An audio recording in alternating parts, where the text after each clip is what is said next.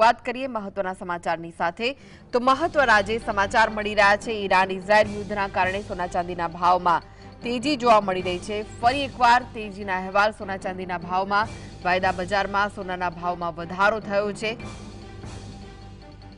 તો ઈરાન અને ઇઝરાયલ વચ્ચે જે યુદ્ધ થઈ રહ્યું છે તેને લઈને સોના ચાંદીના ભાવ વધ્યા છે। સોનાના ભાવમાં 5000 રૂપિયાનો વધારો થયો છે। सोनानो प्रति 10 ग्राम भाव 1.67 लाख पर पहुंच्यो छे। चांदीना भाव में 3600 नो वधारो थयो छे। तो सोना और चांदीना भाव में फरी एकवार तेजी जोवा मळी रही है। चांदीनो भाव प्रति किलो 2.85 लाख पर पहुंच्यो छे। ईरान इजरायल युद्धना कारणे सोना चांदीना भाव में तेजी जोवा मळी रही है। सोनाना भाव में 5000 नो, ज्यारे के चांदीना भाव में पण वधारो नोंधायो छे।